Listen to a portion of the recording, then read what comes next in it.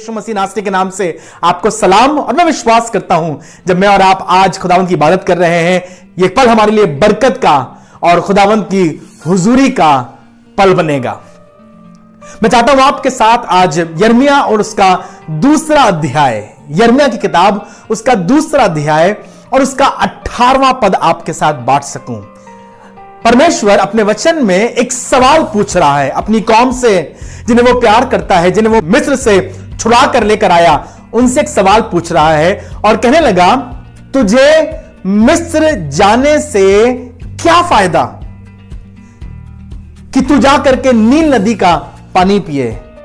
और फिर कहने लगा, तुझे अशूर जाने से क्या फायदा कि तू फरात नदी का पानी पिए। हो क्या रहा था? खुदा के लोग, खुदा के भय मानने वाले जिन बातों से निकल कर आए थे, बार बार उन्हीं बातों की तरफ भाग रहे थे। जब मिस्र में रहते हैं तो नील को कहा जाता है मिस्र का वरदान। It is called the gift of Egypt. Everybody, anybody who is living in Egypt will have to drink from river Nile. पर अब तुम निकल के आजाद हो गए हो, अब तुम खुदा के बनाए हुए नगर में, खुदावन के बुलाए हुए शहर में आ गए हो। क्या जरूरत है तुम्हें वापस नील में जाकर पानी पीने की? हमारी फितरत होती है, हमारा तरीका होता है, जब हम मसीह जीवन में आ जाते हैं, प्रभु को ग्रहण भी कर लेते हैं, उद्धार भी पा लेते हैं, तब भी बहुत सी बार हम अपने आप को पुराने रीति रिवाजों से जोड़े रखते हैं।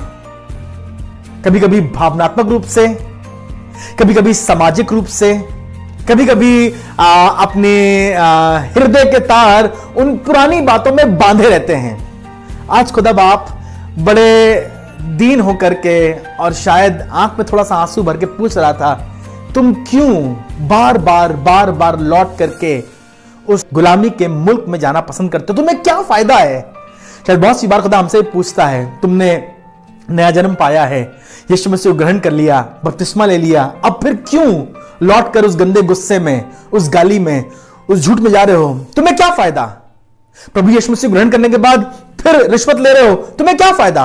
प्रभु यीशु मसीह को ग्रहण करने के बाद फिर वो गंदी बात कर रहे हो, तुम्हें क्या फायदा? आसमान का खुदा मुझे और आपको उन गंदी बातों से निकाल करके एक नए एवेन्यू में, एक नए दरवाजे में प्रवेश करना चाहता है। प्रॉब्लम मालूम क्या होती है? प्रॉब्लम ये होती है, हम लोग बहुत सी बार अपने पास्ट एक्सपीरियंसेस पर इतनी कनात करते हैं, अपने पुराने अनुभवों पर इतनी टेक लगाते हैं, हमें लगता है शायद वही तरीका सही होगा। पढ़ा है ना आपने समसून के बारे में?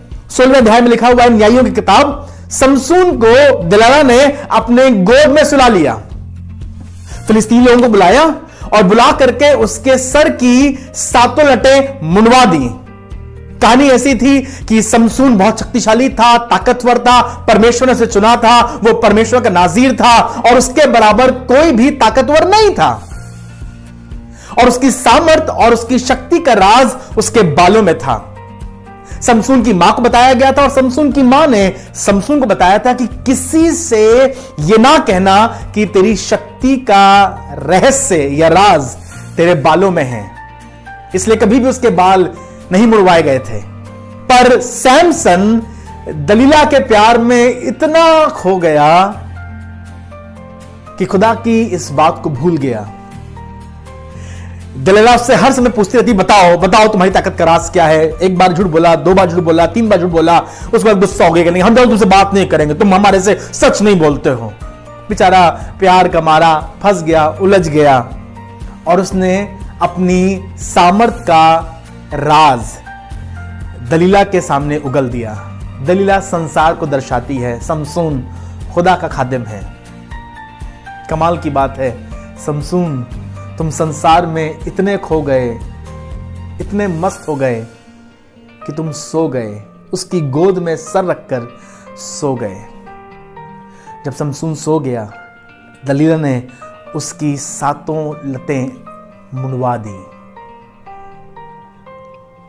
और फिलिस्तीनियों को बुला लिया, आ जाओ आ जाओ आ जाओ आ जाओ। जब फिलिस्तीनी आ गए तो सुनाने लगी, समसून उठो, समसून उठो, देखो फिलिस्तीनी तुम्हारी घात में है। समसून उठा, चौंक कर उठा और बाइबल कहती है, सोचने लगा मैं अपने आप को पहले की नाई झटकूंगा, अभी मार गिराऊंगा, अभी खत्म कर दूंगा। पर उसके नीचे एक बहुत दुख की बात लिखी है, पर उसे पता ना था कि खुदा का रूह उसे छोड़कर चला गया है। सैमसन, तुम अभिषिक्त हो। सैमसन, परमेश्वर का आत्मा तुम्हारे ऊपर है। सैमसन, खुदा ने तुम्हें एक बड़ी जिम्मेदारी के लिए चुना है, पर तुम क्यों अपने अनुभवों पर कनात कर रहे हो? अभी झटकूंगा, अभी मार गिरा दूंगा, अभी ऐसा कर दूंगा, अभी वैसा कर दूंगा। उसे पता ही नहीं था कि उसका खुदा उसे छोड़कर चला गया है। आपका अनुभव, आपकी ताकत, आपकी अकल आपको जयवंत नहीं कर सकती। जयवंत करने वाला तो सिर्फ सेनाओं का यहोवा है, जो हमें बल देता है और हमें सामर्थ देता है। तुम्हें नील नदी के पानी से क्या फायदा? तुम्हें फरात के पानी से क्या लाभ? क्यों लौट कर जा रहे हो? खुदा अपने लोगों को अपने पास खींचना मांगता था, अपने पास रोकना मांगता था, लेकिन अक्सर हमारी ये फितरत होती है कि हम पुरानी गंदी बातों में लौट लौट कर चले जाते हैं। आज खुदा बाप तुम्हें और मुझे बुला रहा है ताकि मैं और आप 16 आने उस पर भरोसा कर सकें। इसी यिर्मयाह की किताब और उसके दूसरे अध्याय के 37वें पद में परमेश्वर यहोवा यूं कहता है, जिनका तूने भरोसा रखा है उन्हें यहोवा ने निकम्मा ठहराया और तू किसी रीति उनके कारण सफल ना होगी। तो बाप नाराज हो गया, कहने लगा ये मुझे छोड़ करके संसार की दूसरी चीजों पर, दूसरे लोगों पर, कभी पैसे पर, कभी ताकत पर, कभी घोड़े पर भरोसा रखते हैं। और खुदा बाप ने बिल्कुल सफाई से कहा कि जिन पर तुम भरोसा रख रहे हो खुदा उन्हें निकम्मा ठहरा रहा है। Your trust has been rejected by God because you have tried to build your trust on the things that are futile। वो चीजें जो क्षणभंगुर हैं, वो चीजें जो कमतर हैं, जो संभाल नहीं सकती हैं, जो पिला नहीं सकती हैं, जो पूरा नहीं कर सकती हैं। जाने क्यों हम अक्सर उन चीजों पर भरोसा करते हैं। हमारे लखनऊ में एक बड़ा अस्पताल है। अगर आप उस अस्पताल में जाइए तो वहां की दीवारों पर लिखा हुआ है, डॉक्टर सिर्फ इलाज करते हैं पर ईश्वर चंगा करता है।